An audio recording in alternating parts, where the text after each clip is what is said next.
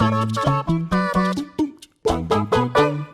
word invokes more fear in a comic book reader's heart than the dreaded retcon. Although plenty have managed to provide a fresh spin on a given character or premise, plenty more have done the exact opposite. All too often associated with the reset button and convoluted backstories, writers who dabble with retroactively inserting a change into a character's past or makeup are engaging in a high-risk, high-reward game. Get it right, and you'll be praised for adding a vital and interesting dynamic to a hero, villain, or story. Get it wrong, and you could just go down as the guy who tarnished a seminal comic book moment. Now, some changes are pretty easy to overlook, but the following retcons all left a lasting impact, and not for the better. So, this is Ewan from What Culture speaking, and here are 10 unbelievable retcons that made comics worse. Number 10, making Nightcrawler an actual demon, Chuck Austen's X-Men. Full disclosure, Nightcrawler is my favorite X-Man. Witty, adventurous, and wickedly cool, Kurt Wagner's resilience and bravery is an inspiration to us all, as is his backstory. When he first appeared in Giant Size X-Men #1, Wagner immediately stood out. He looked like a demon, and after being paraded around as a circus freak in Germany, he was rescued by Charles Xavier, who promised to give Kurt the opportunity to fight for a world free from anti-mutant prejudice. The genius behind the character is that, in regards to the mutant metaphor,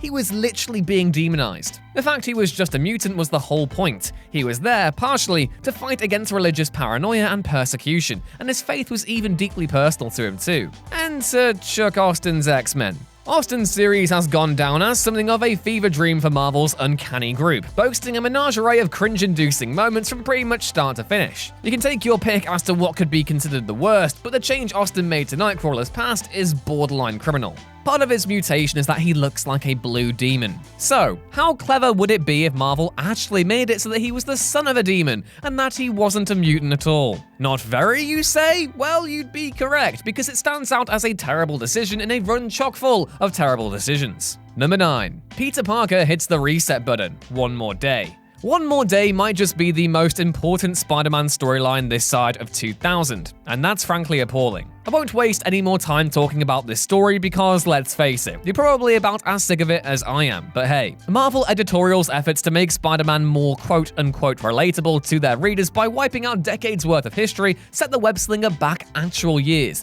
and is today emblematic of the publisher's repeated struggles with committing to genuine change. How does One More Day embody that more than most? Well, it's down to the motivation behind its creation, as well as what it actually changed, which was a lot. In the wake of Civil War, Peter Parker found himself in quite the pickle. Earth 616's Spider-Man had revealed his identity to the public as per the request of Tony Stark, but had later switched allegiances to join Captain America's side after taking issue with Iron Man's increasingly extreme methods. This left him a wanted fugitive of the law, and with his identity out in the open, his family were placed in immediate jeopardy, as was, ostensibly, the character's ability to relate to younger audiences. The final aforementioned problem wasn't a problem at all, of course. Pete was being pushed in a new direction, but when editorial disagreed with said direction, they decided to have Spidey bargain with Mephisto to reset his life by about 2 decades. The reason why? To save an elderly Aunt May. Peter Parker willingly sacrifices his marriage with Mary Jane, his future, and years of his life in a pact with Mephisto to save his aunt. 10 years later, and One More Day still weighs on Spidey's comics. Grim.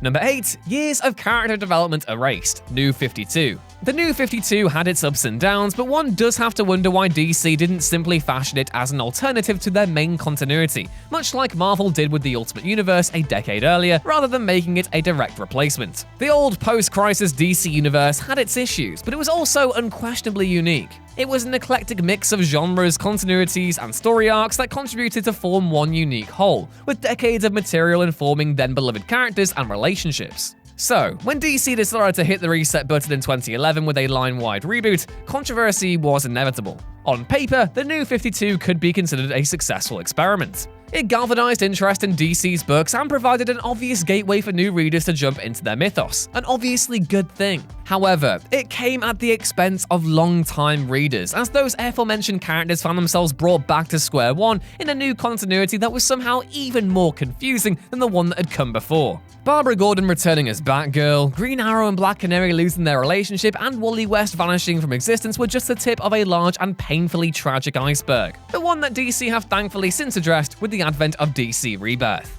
Number 7. Daredevil's secret identity gets made secret again. All new, all different Daredevil. There's plenty to love about all new, all different Daredevil, and it would be blatantly erroneous to suggest that it didn't try new and exciting things. Writer Charles Soule utilized his experience as a lawyer to tell a fantastic story about the man without fear campaigning to allow superheroes to testify under their secret identities. And it was clearly one of the better Marvel titles of the last 5 years. But, and this is a big but, did it really have to come at the expense of one of the most important changes in the character's recent history? I'm of course referring to the decision to erase the events of the Murdoch Papers from active Marvel continuity, which resulted in Daredevil's true identity being revealed to the public. Said story, helmed by Brian Bendis and Alex Maleev, went on to inform the next decade of Daredevil stories. Ed Brubaker and Michael Lark had to factor it into their run, and so too did Mark Waid and Chris Samnee. Murdoch's double life being public had become a key pillar of the character in the modern day, but then came the 2015 Daredevil Netflix show, which obviously started off with Matt's secret identity firmly in place, as it was an origin story for the MCU.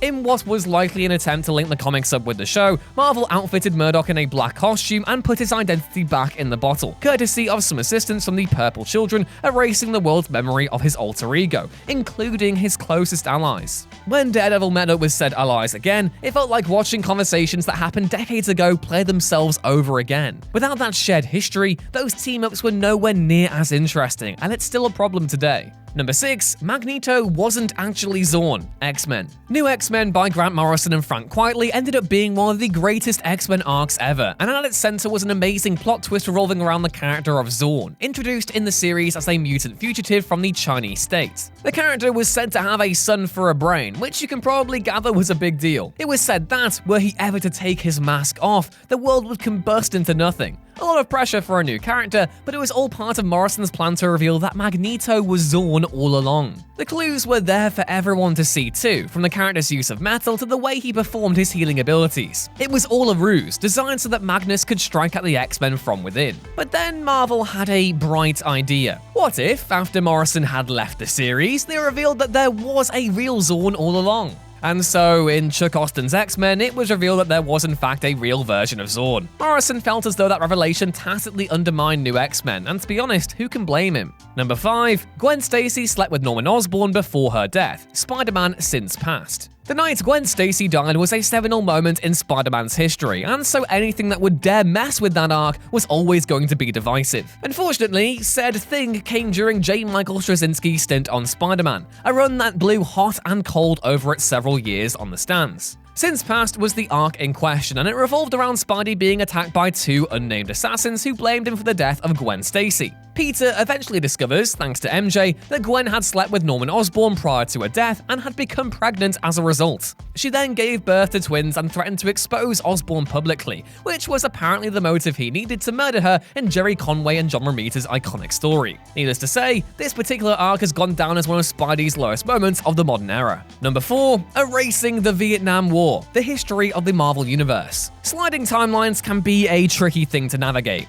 On one hand, they can afford writers a degree of freedom to not stress too much over continuity. On the other, they can sometimes make things even more confusing than an old-fashioned linear model, and can even encourage publishers to maintain the status quo at the expense of actual development. Still, it's only recently that Marvel have attempted to address their own sliding timeline by providing a definitive chronology of the Marvel Universe as it exists today. In 2019, seemingly vexed at having to constantly retcon what conflicts the likes of the Punisher and Iron Man fought in to maintain their age, both famously got their start during Vietnam, but have since appeared in the Gulf War and later the War on Terror, Marvel introduced something known as the Cyan Kong War. Designed to replace the Vietnam War and give Marvel a semi-timeless conflict from which to draw from, this particular retcon basically flies in the face of the publisher's age-old commitment to reflect the world outside our window. It sanitizes the Marvel Universe on one hand and bizarrely reiterates the publisher's old fascination with quote-unquote yellow peril symbolism on the other. A weird and unnecessary change, all things considered.